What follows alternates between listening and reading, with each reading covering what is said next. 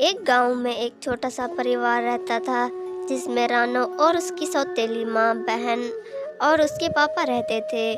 وہ سب ہنسی خوشی سے اپنی زندگی گزار رہے تھے، لیکن رانو کی سوتیلی ماں اس پر بہت ظلم کیا کرتی تھی۔ ممی میں باہر کھیلنے کے لیے جاؤں؟ ہاں بیٹا، تم باہر جا کر کھیلو۔ ممی میں بھی باہر جا کر کھیلوں کیا؟ میں نے اپنی پڑھائی بھی پوری کر لی ہے۔ نہیں، تم چلی جاؤ گی تو گھر کے کام کون کرے گا؟ اور ابھی گھر کی صفائی بھی کرنی ہے۔ چلو چپ چاپ گھر کی صفائی کرو۔ رانو گھر کے کام کرنے لگتی ہے۔ ارے بیٹا رانو، تم اکیلے اتنا سارا کام کیوں کر رہی ہو؟ اور تمہاری ماں کدھر ہے؟ کیا ہوا جی؟ آپ اتنا غصہ کیوں کر رہے ہو؟ تم گھر میں آرام کر رہی ہو اور میری بیٹی اکیلی کام کر رہی ہے۔ اس کو تو میں گھر کے کام سکھا رہی تھی۔ اچھا، اگر ایسی بات ہے تو پھر ٹنی کہاں ہے؟ پاپا میں تو باہر کھیل رہی تھی اور مجھے بہت مزہ آ رہا تھا۔ مینو سدھر جاؤ تم، رانو کو بھی اپنی سگی بیٹی کی طرح ہی رکھو۔ رانو تم سے بہت پیار کرتی ہے۔ ارے نہیں جی، آپ غلط سمجھ رہے ہیں۔ اس کو میں اپنی سگی بیٹی ہی مانتی ہوں، اس لیے تو اس کو گھر کے کام سکھا رہی ہوں تاکہ آگے اس کو مشکل نہ ہو۔ ہاں وہ تو مجھے دکھ ہی رہا ہے۔ آج کے بعد اگر تم نے رانو کو پریشان کیا تو مجھ سے برا کوئی نہیں ہوگا، یاد رکھنا تم۔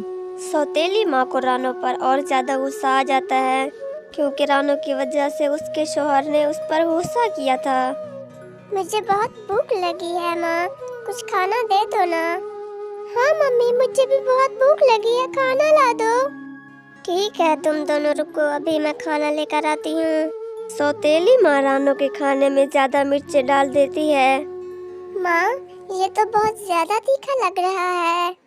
تمہیں ہی تیکھا لگ رہا ہے، میں اور ٹونی بھی تو کھا رہے ہیں۔ چلو ناٹک مت کرو اور چپ چاپ کھانا کھاؤ۔ مجبوراً رانو تیکھا کھانا کھانے لگتی ہے۔ ایک دن رانو کھلونے سے کھیل رہی تھی کہ تبھی اس کی سوتیلی ماں کہتی ہے، یہ تمہارا کھلونا نہیں ہے، سمجھی؟ لاؤ مجھے دے دو۔ لیکن ماں، ٹونی نے میرے سارے کھلونے لے لیے ہیں، میں کس سے کھیلوں گی اب؟ کھیلنا کھیلنا اور بس کھیلنا، ہر وقت کھیلنے کے بارے میں سوچتی رہتی ہو، کچھ گھر کا کام بھی کر لیا کرو۔ چھوڑو یہ اور جاؤ بازار سے کچھ سودا لے کر آؤ۔ رانو بازار سے سودا لے کر واپس آتی ہے کہ تب بھی سوتیلی ماں اور ٹونی اسے گھر کے باہر ملتے ہیں۔ آپ دونوں اتنا تیار ہو کر کہاں جا رہے ہو؟ ہم تو میلے میں جا رہے ہیں رانو، تم گھر کے باہر بیٹھو، جب تک ہم واپس نہیں آتے تم گھر کا خیال کرنا، یہیں بیٹھی رہنا، تم کہیں جانا مت ورنہ مجھ سے برا کوئی نہیں ہوگا۔ ماں، یہاں باہر بہت ٹھنڈ لگتی ہے، کیا میں گھر کے اندر رہ سکتی ہوں؟ ہاں، تاکہ تم پورا گھر بگاڑ دو، میں نے کہا نا کہ تم یہیں بیٹھو گی۔ ماں، مجھے بھی میلے میں آنا ہے۔ ماں بیٹی گھر واپس آتے ہیں اور دیکھتے ہیں کہ رانو باہر سو گئی ہے۔ ٹونی اسے اٹھانے جاتی ہے۔ رانو اٹھو، پاپا کے آنے کا وقت بھی ہو گیا ہے، اٹھو اندر چلو اب۔ رانو اور ٹونی سوتیلی ماں کے ساتھ گھر کے اندر آتے ہیں کہ تب بھی یہ رانو کے پاپا گھر آتے ہیں۔ پاپا، آج تو ہم میلے میں گئے تھے، ہم نے بہت سارے مزے کیے۔ ارے واہ ٹونی، تم نے تو لگتا ہے بہت مزے کیے ہیں۔ اور رانو تم بتاؤ، تمہیں مزہ آیا میلے میں؟ ہاں پاپا، بہت ہی مزہ آیا، ماں نے ہمیں آئس کریم بھی کھلائی۔ واہ مینو، مجھے تم سے یہی امید تھی، تم بس اسی طرح دونوں بیٹیوں کو پیار سے رکھو۔ شکریہ رانو بیٹی، تم نے آج اپنے پاپا کے غصے سے مجھے بچا لیا۔